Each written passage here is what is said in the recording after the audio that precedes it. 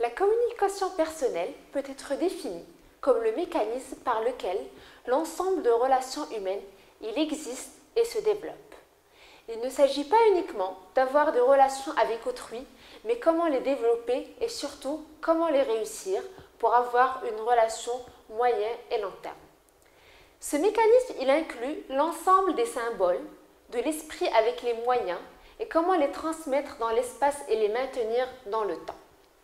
Nous devons savoir qu'on communique, mais qu'on ne communique pas d'une manière non arbitraire. Il y a certains mécanismes, certains processus qu'il faut adopter, que ce soit sur un plan verbal ou non verbal, pour réussir une communication avec autrui. Charles Colly définit la communication interpersonnelle comme un mécanisme qui inclut l'expression du visage. Le visage est un filtre très important pour communiquer des idées, des sentiments et des ressentis, et qui peut être pour certains plus crédible que le verbal lui-même. Nous parlons également d'attitude et de comportement face à autrui. Comment on gère une situation de stress, comment on gère un premier contact dans une entreprise, comment on gère une réclamation client. Donc c'est l'attitude et les réflexes à adopter face à certaines situations. Le ton de la voix est également très important. Et ici, on parle du paranormal non verbal. Et qui veut dire, est-ce que nous sommes dans une situation où nous sommes stressés? Est-ce que nous avons peur? Est-ce que nous avons confiance en nous? Donc le ton de la voix est très important comme facteur déterminant de notre degré de confiance et de comment on veut transmettre le message à autrui. Les mots et les écrits sont également un symbole et une partie du mécanisme de la communication de l'entreprise, puisqu'il permet d'avoir une certaine traçabilité. Surtout si on parle dans un contexte professionnel, on parle d'écrits d'email, d'écrits de reporting pour les notes de meeting, etc. Les chemins de fer, le téléphone également, sont un facteur très important du mécanisme de la communication. Et ça, c'est savoir comment gérer la communication à distance sans pour autant avoir une personne devant nous. Quels sont les mots techniques à utiliser et comment réussir une communication avec autrui.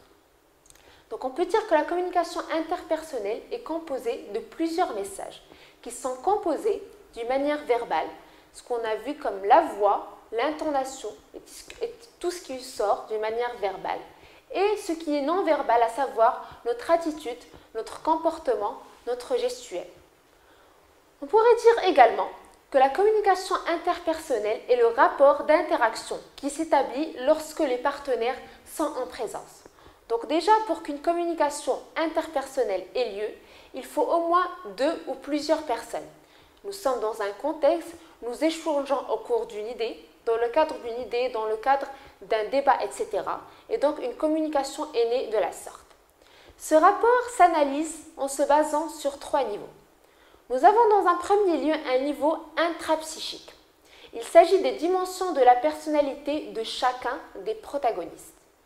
Quand nous sommes dans une réunion, quand nous sommes dans une communication avec autrui, notre personnalité jouera un rôle très important pour défendre l'autre, pour communiquer une idée, pour échanger autour d'un principe. Nous ne pouvons pas nous en détacher et c'est un point sur lequel nous devons travailler pour améliorer la manière de collaborer et d'échanger avec autrui. Le facteur interactionnel, qui inclut la structure relationnelle et sa dynamique.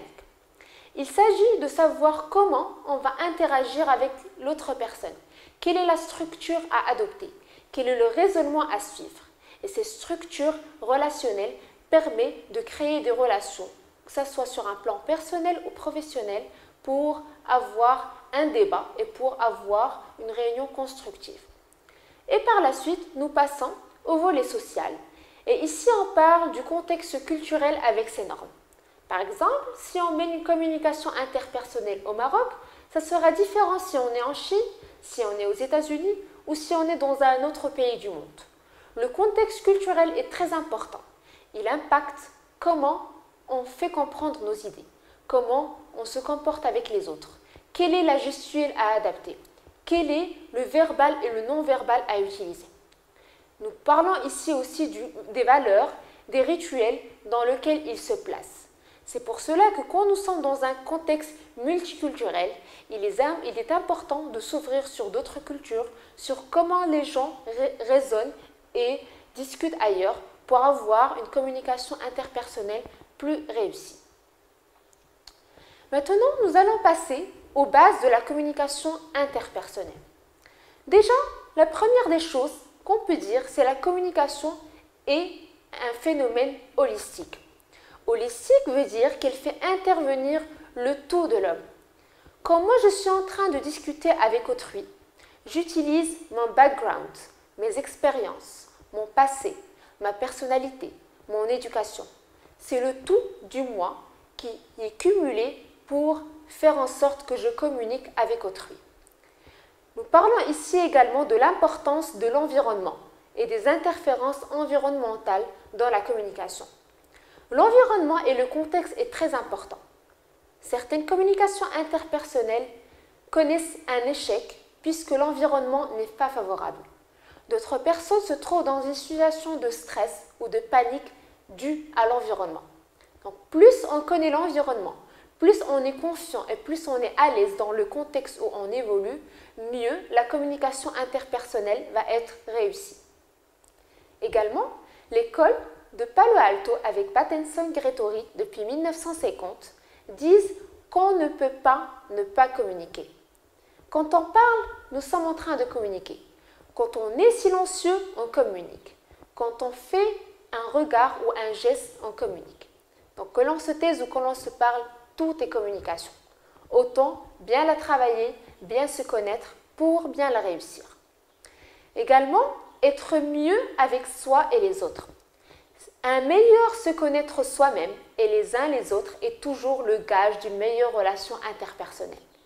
Quand on se connaît, quand on connaît nos forces et nos faiblesses, quand on connaît les protagonistes qui sont dans une réunion ou dans le cadre d'une communication interpersonnelle, nous sommes déjà préparés à 40% pour réussir cette communication.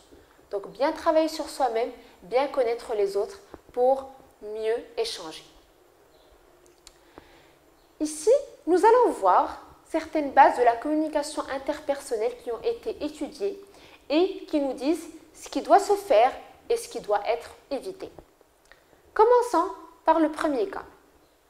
La communication interpersonnelle, c'est s'assurer que l'interlocuteur a bien compris le message.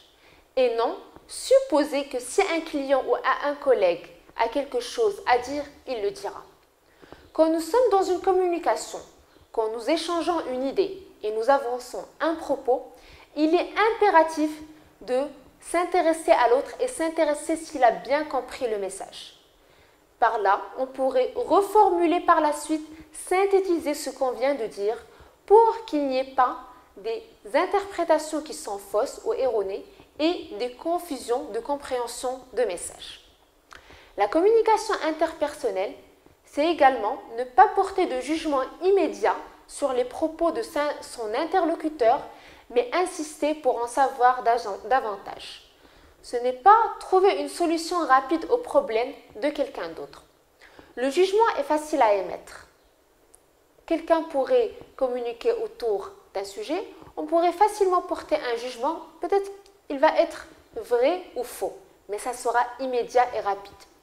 La communication interpersonnelle, c'est savoir évaluer les propos de notre interlocuteur et insister pour en savoir davantage. Également, c'est reconnaître les situations où le comportement non verbal d'une personne ne concorde pas avec ses propos. Il se peut qu'une personne soit en position d'avancer des mensonges, des choses qui ne sont pas véridiques. Mais dans ce cas, on doit être assez intelligent pour analyser et comparer entre son attitude verbale et non verbale. Car si les mots trompent, un regard, un geste ne trompe pas. Donc, il ne faut pas accepter le contenu de ce qui est dit au pied de la lettre sans porter attention aux indices non verbaux. Le corps humain donne des signaux et nous communique beaucoup de choses. Il est donc impératif de les analyser pour comprendre ce que l'interlocuteur veut dire. Également, nous pouvons dire que la communication interpersonnelle, c'est ne pas hésiter à prendre la parole pour partager son point de vue. Et non répondre seulement à ce que le client dit ou ce qu'un collègue avance sans tenir compte des sentiments qui se cachent derrière les paroles. Il faut transpercer l'autre, aller au-delà à ce qu'il veut dire et essayer de comprendre et d'analyser ses sentiments, ses sous-entendus et ce qu'il veut dire. Il ne s'agit pas uniquement d'analyser une phrase ou deux qui a été communiquée, mais de lire entre les lignes. Nous pouvons également dire que la communication interpersonnelle, c'est préparer ses communications écrites autant que ses présentations orales. Quand nous sommes bien préparés, nous avons plus confiance en nous, nous maîtrisons ce que nous avançons et donc nous serons amenés à réussir cette communication interpersonnelle, à être sûrs de nous et à facilement convaincre et défendre notre point de vue. Il ne s'agit pas de venir à une présentation ou à une rencontre sans aucune préparation.